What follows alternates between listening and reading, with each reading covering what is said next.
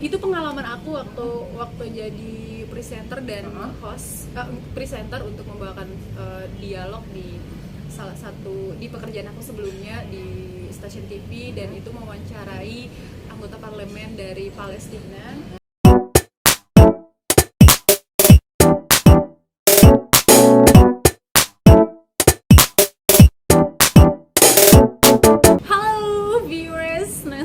Bisa membuka acara spektakuler ini di mana pemilik channelnya ada Nurhanisa. Ya, Assalamualaikum warahmatullahi wabarakatuh. Apa kabar teman-teman viewers di rumah dan dimanapun berada ya. Well, kali ini saya spesial banget nih karena di samping saya tuh sudah ada wanita yang sangat spesial. Ya, sebelum introduction nih ya, aku pakai kacamata dulu. Silau coy. Well, jadi saking lamanya kita tuh nggak ketemu ya. Jadi pas ketemunya nih? Diajak ngonten ya. Jadi gimana nih, mau saya panggil apa nih, ibu kah ataukah? Karena kita tuh udah punya panggilan tersendiri kan, saking dekatnya kita dulu kan. Yang. Jadi yang ya, oke. Kali ini saya panggil dengan sebutan yang, karena itu memang sebutan kita. Enggak, ya. Mungkin sesekali ya manggil Ajeng aja, cuman ya nggak tahu ya, kita kan yang. Ya udah panggil yang aja ya. Gimana kabarnya nih yang? Alhamdulillah seperti yang terlihat saat ini sehat walafiat. Itu yang paling utama sih, kalau enggak ya nggak bisa ngelakuin hal-hal lain. Jadi yang penting sehat aja dulu. Good. Nah, sebelumnya nih saya masuk ke yang berikut yang pastinya yang menarik. Perlu teman-teman ketahui bahwa Ajeng ini ya sebenarnya apa ya, teman, sahabat, adik juga karena ini junior saya waktu di kampus dulu ya kan. Cuma karena memang saya orangnya sangat fleksibel jadi ya gitulah, saya bergaulnya ya sama senior sama junior tuh udah kayak teman dekat sekali. Jadi ya seperti itu hubungan terjalin sampai walaupun kita sudah menikah ya, kita punya kesibukan masing-masing. Kamu aja. Jadi aku jadi belum ya. Insya Allah belum. Oke. Insya Allah. Nantilah ya. So kali ini tuh kita bakal bahas sesuatu yang sangat menarik. Jadi kalian tetap ya, jangan kemana-mana, nonton terus video ini, oke? Saya juga penasaran sebenarnya apa sih yang mau ditanyain dari diri ini. Oke, sebentar nanti kita lanjut lagi ya. Well, Ajeng, ayangku ini. Jadi gimana nih aktivitas sekarang, sibuknya di mana sih? Setelah sekian lama kita tidak berjumpa gitu ya. Oh ya, warawiri di sosial media ya, saling suka postingan kemudian hilang gitu aja. Gitu ya. Terus sekarang dengar-dengar nih kan, yang saya tahu kan Ajeng kan lagi sibuk di beberapa media ya. Presenter juga, nge-host juga. Gimana nih? Lagi sibuk apa sekarang nih? Bisa diceritakan sedikit gitu karirnya sekarang ini?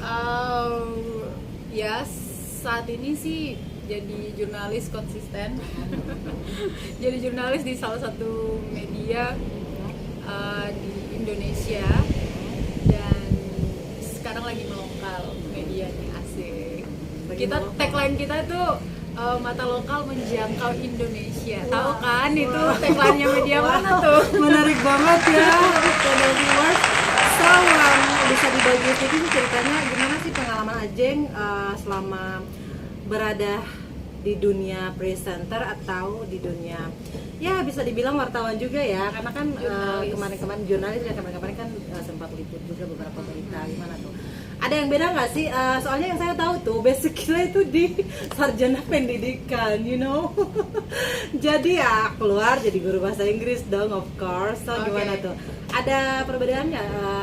Apa sih perbedaannya sih jadi guru kemudian masuk di dunia jurnalis itu? Ini jadi ngomongin dari background pendidikan sampai ke karir yang ditekuni sekarang ini ya. Memang agak nggak linear, tapi di mana-mana basic ilmu yang sudah saya pelajari sebelumnya S1 yang diperoleh itu sebenarnya banyak sekali membawa manfaat dan faedah tersendiri sih buat jenjang karir yang udah aku jalanin sejauh ini. Dan aku bersyukur dan gak pernah menyesal pernah masuk di Universitas Patimura program studi bahasa Inggris. Betul sekali. Dan dari situ membuka peluang untuk sebenarnya passion yang ada dalam diri aku itu. Jadi mengajar itu sebenarnya itu skill yang kita kembangkan di universitas gitu kan ya. Dan kalau saat ini disuruh ngajar ya aku hayo-hayo aja gitu. Iya. Private, ada yang mau minta private, mari. Oke. Karena memang kita tuh punya beberapa skill ya, bisa Asik. dibilang hard skill sama soft skill. Jadi hard skill itu yang kita dapat di bangku kuliah, misalkan kita memperdalam suatu ilmu bahasa Inggris misalkan, bagian pendidikan, komputer misalkan. Tapi kita juga punya bagian yang dibilang soft skill, yaitu tadi kita punya kemampuan masing-masing. Kita tuh punya kemampuan misalkan di bidang komunikasi, ya kan, bidang bahasa. Nah, dari situ kita bisa mengembangkan sejauh mana sih sesuai dengan passion kita. Nah, Ajeng sendiri nih, kira-kira setelah masuk di dunia jurnalis itu ada tantangan tersendiri nggak sih? Kalau tantangan sih banyak ya, karena basically background pendidikan aku satu bukan jurnalis. Kemudian saya harus menyesuaikan pace saya dengan orang lain yang mungkin sudah lama di bidang itu seperti itu. Dan saya sangat bersyukur karena learning by doing itu it works banget. Banyak orang-orang yang memang punya skill di situ dan punya pengetahuan yang luar biasa, yang tidak pelit untuk membagi ilmunya, ada di lingkaran saya. Dan saya bisa bersyukur ada di lingkaran itu, dimana saya bisa belajar dan kemudian diamati oleh orang-orang ini yang kemudian membawa saya bisa berada di satu proses ke proses yang lain. Nah, kalau mau dibilang sulit sih, semua orang pasti merasakan hal-hal yang apa ya, Ada tantangan tersendiri. Iya, tapi ya itu dia, kita jadikan tantangan dan gimana caranya bisa menaklukkan tantangan itu untuk menuju ke satu tujuan kita yang memang dari awal udah kita targetkan. Yang pastinya terus belajar ya, nggak pernah puas. Harus, jangan pernah puas. Kalau komplimen datang dari orang-orang itu jadikan sebagai motivasi untuk bisa membangun. Aku bisa lebih keren daripada ini. Cie. Aku bisa lebih kece daripada sekedar Iya. pujian itu. Jadi setuju jangan banget. pernah bosan, jangan pernah puas dengan satu pencapaian seperti itu. Misalkan aku pernah dikasih komplimen yang saat itu dipeluk dengan derayan air mata. Oh, pernah juga. Contohnya tuh kayak gimana sih? Itu pengalaman aku waktu jadi presenter dan host presenter untuk membawakan dialog di salah satu di pekerjaan aku sebelumnya di stasiun TV, dan itu mewawancarai anggota parlemen dari Palestina. Dan sepanjang 30 menit itu saya sendiri juga merasa bahwa ini kesempatan yang mungkin nggak boleh saya lewatin gitu. Ini proses buat saya. Dan setelah itu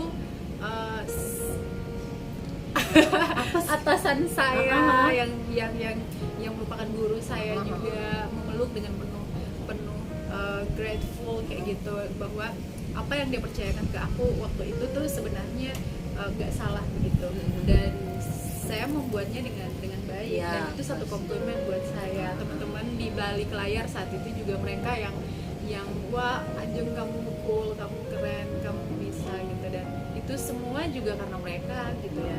Mereka bisa mempercayakan hal itu ke aku waktu itu dan ngedukung aku di balik layar, dan itu perjalanan yang luar biasa. Wow, teman-teman viewers, ini tuh inspiring moment banget. Saya suka sekali berbicara dengan orang yang punya segudang pengalaman ya, karena memang kita banyak belajar dari pengalaman-pengalaman itu. Nah, apapun yang kita lalui itu tergantung pengalaman ya, karena memang tidak bisa dipungkiri pepatah bahwa pengalaman itu guru yang paling berharga ya. Bagaimanapun kan dulu kita juga sempat terjun ke dunia-dunia MC gitu kan, jadi kita memang basic kita juga terbangun dari sono ya. Bagaimana kita berbicara, bagaimana kita melatih public speaking kita ya kan. Nah, untuk talk about your job sekarang nih ya sebagai jurnalis itu gimana tuh? Kelanjutannya gimana tuh? Apakah ada perbedaan? Dulu kan bisa disebut nama ininya? Boleh. Nah, dulu kan di iNews kan? Iya, iNews TV kan. Sekarang gimana tuh? Lanjut lagi atau gimana? Ada pilihan tersendiri yang Nah, kalau mau diurutkan di dunia broadcasting atau dunia jurnalistik itu, saya mulainya memang dari broadcasting, sebut saja radio asik. Nah, dari zaman kuliah juga kan. Iya benar. Itu Ingat banget tuh. Dari zaman kuliah juga udah main di udara gitu, terbang asik. Jadi 5 tahun di sana tuh memang benar-benar benar-benar yang ditempa adalah selain skill juga mental sih sebenarnya, karena saat itu masih kuliah dengan jadwal kuliah padat, kemudian harus disesuaikan dengan jadwal kerja. Itu benar-benar yang ditempa itu mental sama skill kita, gimana caranya kita bisa menyesuaikan diri dengan lingkungan pekerjaan, dengan orang-orang yang profesional, sementara umur kita masih segitu di saat itu. Jadi saya juga kadang-kadang mikir bahwa saya cukup lebih awal dewasa. Oh gitu? Ya, betul. Jadi dewasa tidak sesuai dengan umur gitu bisa dibilang ya? Betul sekali, hidup keras coy. Bener banget teman-teman. Jadi sampai sekarang, jadi kalau mau dibilang itu, kalau mau dihitung ya dulu kan Ajeng kan sempat di radio juga kan. Nah di situ juga memang benar-benar dipacu juga kan skillnya gimana sih ya. Kemudian dari radio itu 5 tahun di radio itu aku masih di broadcasting juga tapi di TV. Jadi yang tadinya kita menyapa pendengar kita masih bisa sambil yang kayak halo pendengar setia kami gitu kan, bla bla bla bla bla bla bla, bisa sambil garuk, bisa sambil nggak ngupil ya, bisa sambil ngemil atau apa, tapi suara kita tuh kedengaran yang bener-bener lagi profesional atau lagi ngemil atau lagi flu misalnya. Jadi memang bedanya di situ ya. Iya, tapi kalau di TV layar TV kan kita harus bener-bener yang jadi harus menyesuaikan ekspresi kita apa segala macam. Kemudian dari TV 2 tahun itu, kemudian saat ini di media online, tapi kita juga main di digital seperti itu. Jadi ada digital activities yang bisa ditonton, tapi apa ya, ini digital TV ya something like that.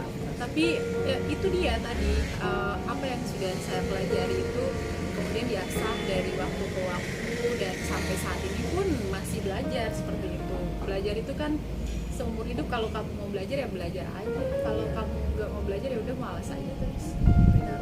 Jadi memang kita kalau nggak belajar ya udah ada stagnan di situ aja kan, nggak ada, kita nggak upgrade diri gitu. Jadi kita nggak ada punya pengembangan gitu. Bahkan saya pun aku pun gitu kan, kalau setiap kali tampil membawakan satu program atau dalam penulisan sekalipun itu saya lihat lagi ulang-ulang gitu kan, kira-kira kurangnya di mana gitu, apa yang perlu saya perbaiki, teknik mewawancara seperti apa yang perlu dikembangkan, kayak gitu-gitu. Jadi everyday learning kayak gitu sih. Ini yang menjadi tantangan besar buat aku ketika harus berpindah dari satu media ke media yang lain adalah saya mulai dari radio, kemudian televisi, kemudian menjadi jurnalis yang bukan cuma tampil di layar tapi juga harus mampu menulis begitu. Menulis itu tantangan yang sangat luar biasa. Saya dari awal pun saya merasa bahwa memang kemampuan saya adalah ini, misalkan di vokal gitu. Tapi untuk written words sangat sulit buat saya. Tapi saya mau ada guru saya, ini seseorang yang sangat saya hormati. Dia percaya dengan apa yang saya punya, dengan semua keterbatasan, dan membuka ruang itu buat saya belajar. Dan dari situ aku mengambil kesempatan itu untuk ya, karena aku orangnya ya suka tantangan sih. Kemudian yang kayak aku mau belajar deh pokoknya. Kalau sekalinya orang bilang, misalkan orang judge atau apa gitu, kamu nggak bagus di sini, kamu, atau kasih masukan kayak gitu, atau negur kamu tuh gini, aku bilang aku belajar dan aku akan kembali ke kamu dengan sesuatu yang sudah siap banget dan udah matang suatu hari. Wow, berarti itu tuh talk about mental ya. Betul. Jadi mental itu sangat penting teman-teman. Jadi memang apapun karir yang kita jalani itu ya semua kembali ke mental kita, karena bagaimanapun ada kekurangan, ada kelebihan di dalam apa yang kita jalani. Jadi kalau mental kita itu cepat down, sedikit-sedikit dengar komentar atau masukan lalu down, ya kita nggak akan bisa berkembang ya. Jadi jadikan komentar itu sebagai motivasi, kemudian kita kembangkan lagi, upgrade lagi diri kita untuk menjadi lebih baik ke depan ya. Nah sebelum kita lanjut nih, kita minum dulu teman-teman, soalnya kita udah pesan kalau nggak minum. Dari tadi aku udah minum yang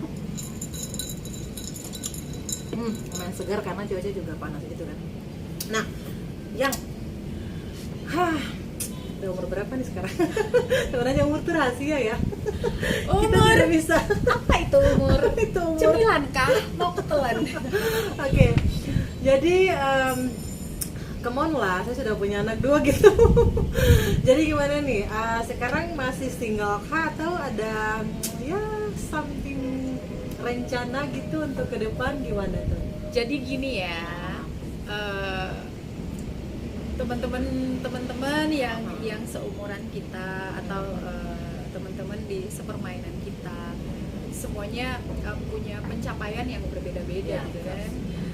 Misalkan kamu juga yang udah punya anak 2, suami yang baik banget, taat gitu kan, dari financial juga stabil, dan kamu menunjukkan sisi kamu yang sangat luar biasa.